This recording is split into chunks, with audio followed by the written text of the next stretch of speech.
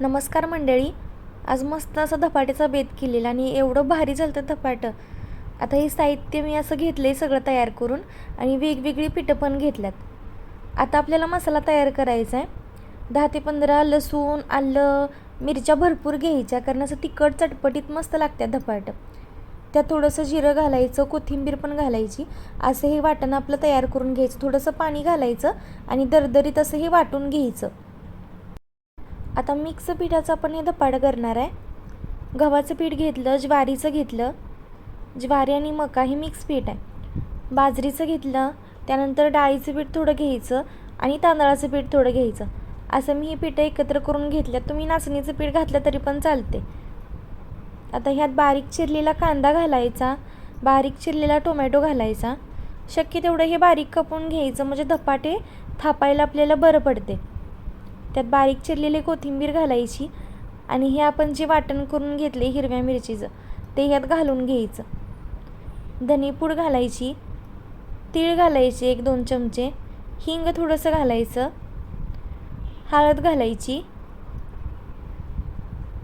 आणि हे आता काय करायचं, व्यवस्थित सगळं मिक्स करायचं. चवीनुसार मीठ घालायचं. त्यात मीठ थोडंसं जास्त घालायचं कारण धपाट्याला कसं मीठ थोडंसं जास्त लागते, पीठ भरपूर असते त्याच्यामुळं. हे व्यवस्थित असं सगळं एकजीव करायचं आणि थोडं थोडं पाणी घालून मळून घ्यायचं. हे एकदम जास्त पाणी ओतायच नाही, नाहीतर जर पातळ झालं तर आपल्याला धपाटे एकदम जाड जाड जाड थापायला लागतात.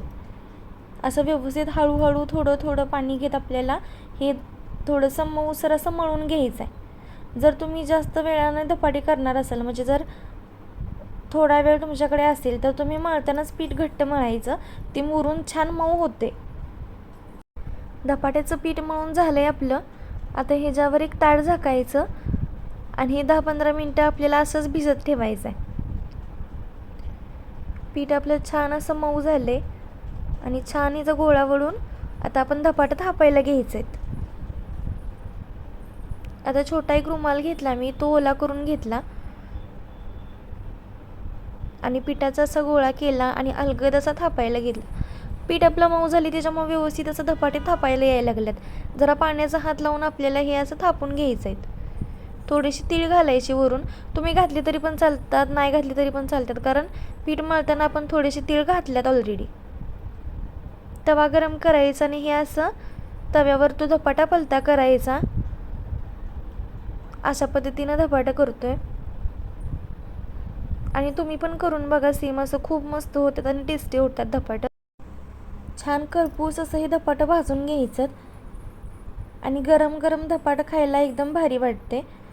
पण जर तुम्हाला असे मऊ धपाटे आवडत असतील तर एक काम करायचं, गव्हाचं पिठाचं प्रमाण जास्त घ्यायचं बाकीच्या पिठांपेक्षा, म्हणजे धपाटे हे मऊसूद राहतात. एकदम आपल्या चपातीसारखे धपाटे होतात, एकदम मऊसूद. आणि धपाटा आपलं तयार आहेत. हे आता आपण ताट वाढून घ्यायचं आहे. मस्त ह्याच्याबरोबर खरडा केला आहे, श्रावणकेवडीची शेंग आणि दही, असं हे सगळं सर्व करणार आहे. कसा वाटला व्हिडिओ कमेंट करून सांगा. बाय.